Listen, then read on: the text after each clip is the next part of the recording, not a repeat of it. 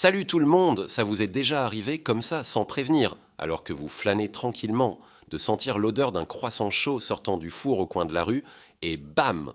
Votre cerveau passe en mode slow motion. L'image de mamie en train de beurrer généreusement la tartine apparaît, nette comme une photo HD, avec cette chaleur réconfortante un peu bizarre qui vous envahit, ou d'entendre à la radio ce vieux standard qu'est La vie en rose, et d'avoir soudain une envie irrépressible d'enfiler une marinière, un béret, de choper une baguette sous le bras et d'aller râler sur la météo? Si oui, félicitations, vous n'êtes absolument pas taré. Vous expérimentez juste un phénomène psychologique hyper fascinant que les scientifiques appellent d'un nom plutôt chic l'effet Proust ou l'effet de la Madeleine de Proust. Ça sonne classe, non? On dirait le nom d'un parfum de luxe ou d'un dessert 3 étoiles à Paris. Alors, c'est quoi ce fameux effet Proust qui a l'air si puissant? Pour faire simple, c'est quand une odeur, un goût, parfois un son ou un contact vous catapulte violemment et soudainement un souvenir du passé dans le présent. Et pas le genre de souvenir flou, ah oui, peut-être bien que Zrenia. Un souvenir criant de vérité, comme si c'était hier, ramenant avec lui tout un flot d'émotions, joie, tristesse, nostalgie, et même parfois la honte. D'où vient ce nom d'un certain écrivain français nommé Marcel Proust? Dans son pavé monumental intitulé À la recherche du temps perdu, il y a un passage devenu culte. Le personnage principal trempe une madeleine dans sa tasse de thé, et pouf! Tout un ciel d'enfance dans son village de Combray lui revient en pleine face, vivant jusqu'au moindre détail. D'un minuscule gâteau jailliront tout un univers de souvenirs. Du coup, depuis, tout le monde appelle ça l'effet de la Madeleine de Proust. Poétique à souhait. Mais pourquoi l'odorat et le goût en premier, et pas la vue ou l'ouïe? Ah, il y a une explication scientifique. Notre cerveau n'est pas juste lunatique comme ça. Voilà le topo. Les autres sens, comme la vue ou l'audition, quand ils reçoivent une info, le signal doit passer par une sorte de gare de triage dans le cerveau appelé le thalamus avant d'atteindre les zones de traitement, un peu comme envoyer un colis qui doit passer par le centre de tri postal pour inspection. Mais l'odorat, lui, il se la joue perso. L'info qui vient du nez file direct vers le bulbe olfactif et cette zone est collée serrée avec deux centres névralgiques. L'amygdale, le boss des émotions, et l'hippocampe, le big boss de la mémoire. Imaginez la scène.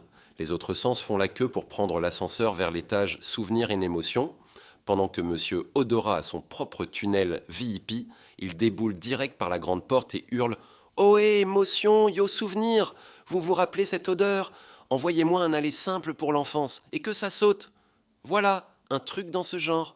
C'est à cause de cette connexion directe et privilégiée que les odeurs ont ce pouvoir incroyable d'évoquer des émotions et des souvenirs de manière si puissante, immédiate et souvent déconcertante.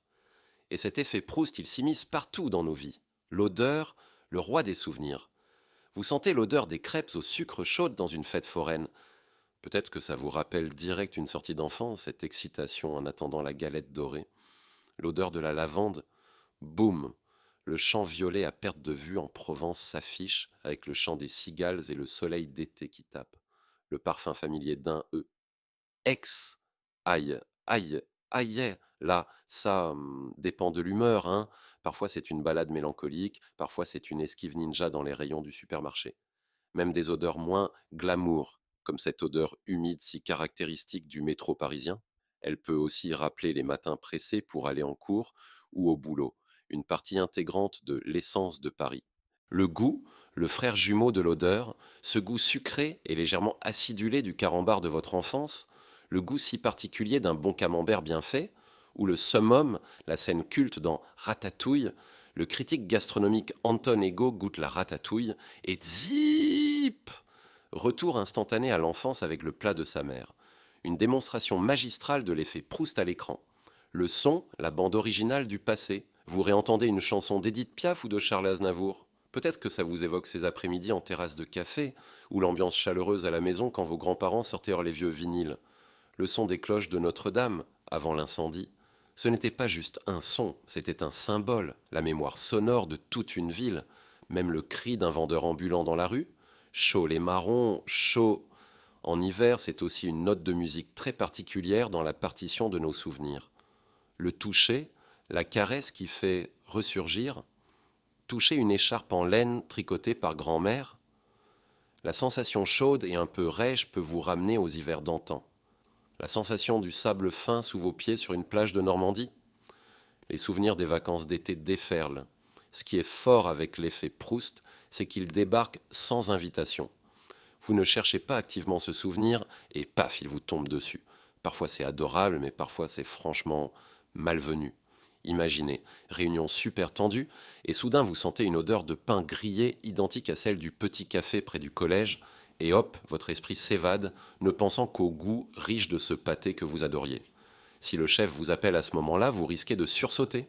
Évidemment, les pros du marketing n'ont pas loupé cette mine d'or.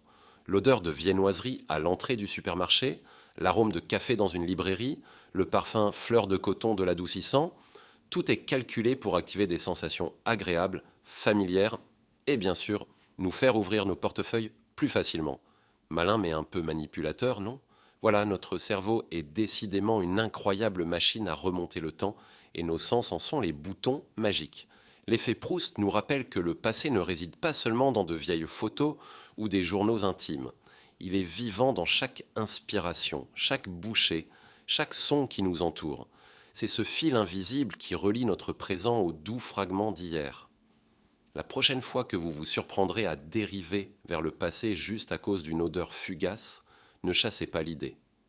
Essayez de vous arrêter un instant, savourer ce voyage temporel impromptu. Qui sait, vous découvrirez peut-être quelque chose d'intéressant sur vous-même.